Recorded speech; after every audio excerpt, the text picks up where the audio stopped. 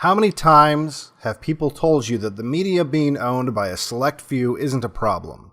That these corporations and the bankers that fund them would never propagandize the people for their own interests, and certainly wouldn't endanger lives, that false flags aren't real, and that they would involve way too many people, that a secret that big could never be kept quiet. Media manipulation by bankers with money interests and governments beholden to those bankers is not the exception, it's the rule.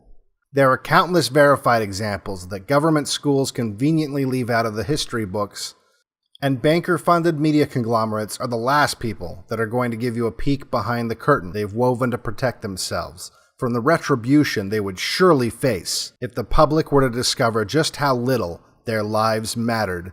One of the most well-documented examples of how war profiteers operate that parallels exactly with how these war profiteers operate today is the sinking of the Lusitania, an event that would claim the lives of nearly 2,000 people, including 195 Americans, and would be the false flag to get the American public behind a war that would later claim the lives of over 100,000 Americans. A war that up until this false flag planned by the elites, including J.P. Morgan and his Rothschild backers, and the Wilson administration, was only supported by 1 out of 10 Americans. And the motivations are the same as they've always been: money and power. In the early 1900s, J.P. Morgan, the American agent of the Rothschilds, sold war bonds in America to fund the English and the French in their war with Germany. Not only did they profit through handsome commissions from these bonds, the money raised was then spent at the companies owned by Morgan and the Rothschilds. War was big money. Total purchases would rise to an astronomical $3 billion, which in today's money would be roughly $74 billion. Morgan's firm became the largest purchaser on Earth. And when German U-boats appeared to be turning the tide against England, they faced a very real possibility that this ocean of money would dry up. This would mean substantial losses to their balance sheets. Additionally, this would also threaten England's ability to repay the billions of dollars it had borrowed with war bonds. In fact, Morgan was finding it difficult just to sell the bonds that funded his military-industrial complex, as it appeared the Germans might claim victory in a matter of months. To make matters worse, Morgan himself had loaned around $37 billion in today's money that he was now in danger of losing. Something had to be done. Morgan hired a committee that identified the 25 most influential newspapers. He then installed editors at each of the papers and paid them off to run stories that were pro-war. Eventually, he had over 1,000 newspaper editors on his payroll, and used his vast advertising purchasing power to strong-arm the smaller papers to trumpet the same pro-war sentiment. The Rockefellers of Standard Oil, who would also profit handsomely from the war, used its own publishing companies to influence the people against Germany and funneled money to reluctant congressmen. Massive parades were held. But with all this campaigning and social engineering, the polling data still showed that 90% of Americans still favored staying out of the war. Enter the false flag that would plunge the world into war, killing over 100,000 Americans to protect the interests of the bankers and the ruling class.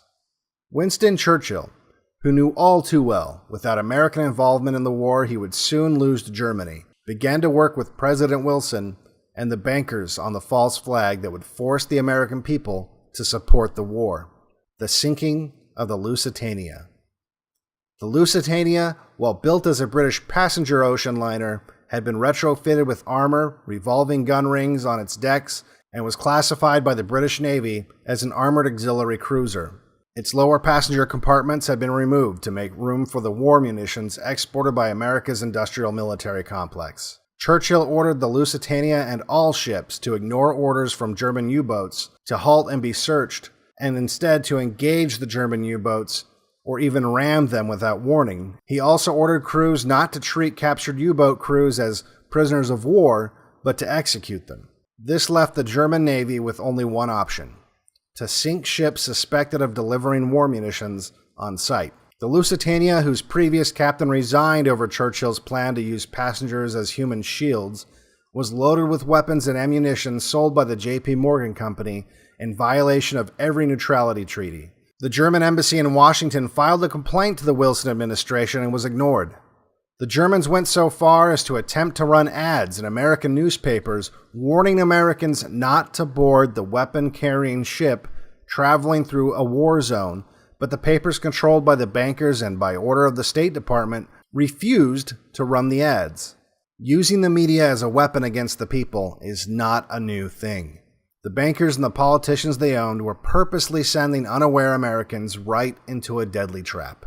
The so-called passenger liner carrying over 6 million rounds of ammunition was directed by the British Navy into an area where a German U-boat had recently fired upon 2 ships and was known to be active. To ensure the ship would be vulnerable, the destroyer that was supposed to escort the cargo to port was called back without notifying the Lusitania, leaving her a sitting duck in hostile waters. And on May 7th, 1915, close to 2,000 passengers, including 195 Americans, were sacrificed to the bankers as the German U-boat, U-20, fired at the hull, setting off a massive explosion when the munitions in the cargo ripped a hole so large in her starboard bow that one of the largest ships ever built sank in less than 18 minutes. The Lusitania was purposely loaded full of explosives and then led defenselessly into hostile waters in the hopes that it would be sunk by the Germans.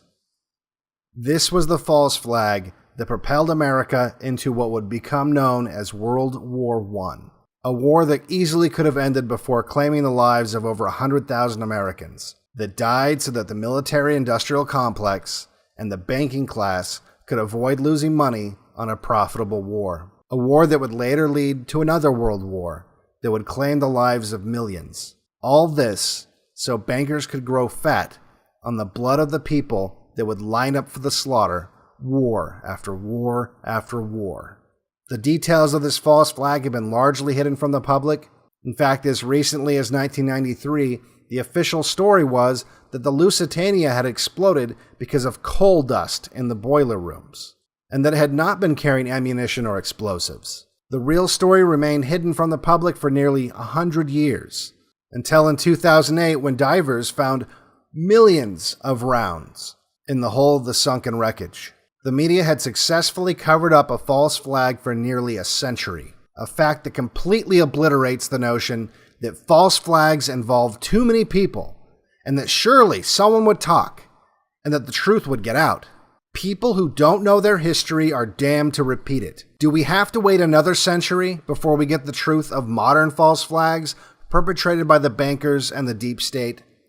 When will the people stop confirming the ruling class's belief that we are all just cattle to be slaughtered for profit?